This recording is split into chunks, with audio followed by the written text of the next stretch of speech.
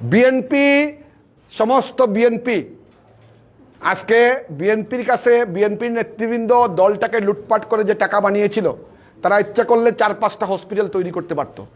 তারা ইচ্ছা করলে গভর্নমেন্টকে 100 কোটি টাকা দিতে পারতো, দিয়ে বলতে পারতো যে অক্সিজেন আনেন। গভর্নমেন্ট না নিলে সেটা অন্য কথা। গভর্নমেন্ট না নিলে তখন একটা পয়েন্ট থাকতো যে গভর্নমেন্ট দেয় নাই, আমরা তো দিছি। দেশের মানুষের জন্য আমাদের অবদান কোথায়? আমরা তো দেশের জন্য কাজ করি না। তাহলে এখন থেকে যদি আপনারা, আমি তো ছেড়ে দিয়েছি, আপনারা যদি কাজ করতে চান, আমার অনুরোধ থাকবো দেশের জন্য কাজ করেন।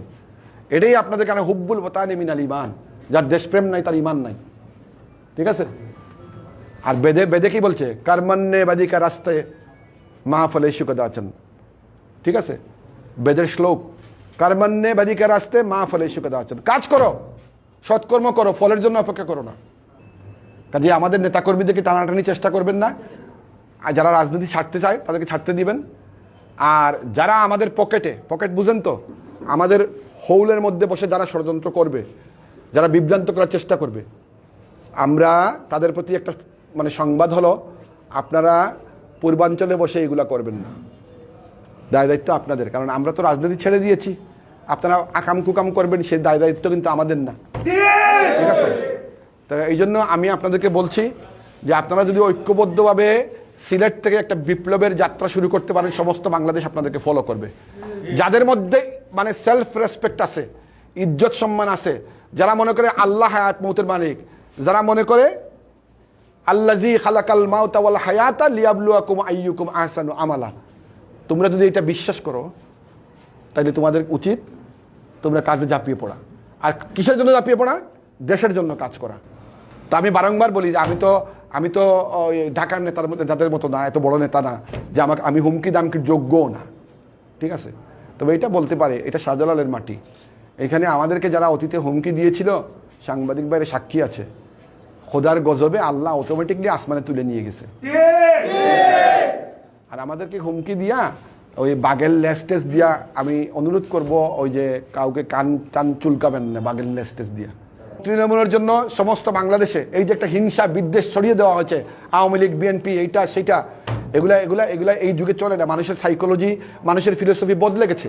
মানুষ এখন ডেভেলপড বাংলাদেশ চায়, মানুষ এখন উন্নত বাংলাদেশ চায়। আমাকে আমার এই বক্তব্য শুনে অনেকে আমাকে দালাল বলবে, কিন্তু আমি তো লেখাপড়া জানা মানুষ, আমি তো সিলেট বারের মেম্বার। আমরা তো দালালি করি না। আমার ইতিহাস কি দালালি বলে? আমি তো জীবনে আওয়ামী লীগ করবো না, আমি তো জীবনে জামাত করবো না, আমি জীবনে বিএনপি করবো না। কিন্তু তারপরেও দেশের জন্য কাজ করা যায়, এটা আমি প্রমাণ করে দিব। তারপরেও কাজ করা যায়, আমি প্রমাণ করে দেব। এবং আমি আমার কোনো সহযোদ্ধাকে বলি না যে আমার সাথে তোমরা পদত্যাগ করো। তবে কিন্তু আমি একটা জিনিস বলবো, যে আজকে যদি তোমরা এই অচলায়তন ভাঙতে চাও, তাহলে তোমাদেরকে দায়িত্ব আছে যে দলটা তোমরা করে আসছো, এটা হলো উপদেশ আমার সহকর্মীদের বিন্দু। তোমরা সামান্য একটা পদের জন্য নিজের অন্তরাত্মাকে বিক্রি করে দিও না। কারণ এন্ড অফ দ্য ডে তোমাদের কাছে আল্লাহর কাছে জবাবদিহি করতে হবে, এবং তোমার নিজের কাছে জবাবদিহি করতে হবে।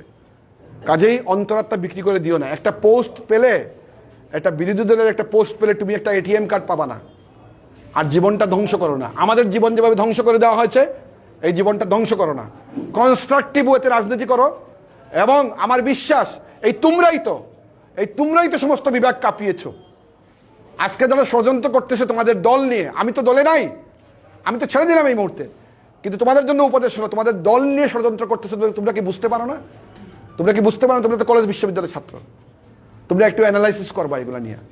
কেন সারা বাংলাদেশে ত্যাগী নেতৃবৃন্দদের বাদ দেওয়া হয়? কেন বাদ দেওয়া হয়? কি তৈরি করা হচ্ছে? এটা ডামি তৈরি করা হচ্ছে না কি তৈরি করা হচ্ছে? আজকে বিভিন্ন প্রোগ্রাম দেখবা, কিন্তু খালেদা জিয়াকে দেখবা না। এটা হলো জিয়াউর রহমানের যে কর্মী তৈরি করার যে প্রোগ্রাম, এগুলো হলো। তোমরা রাজনীতি চর্চা থেকে বহু দূর সরে গেছো।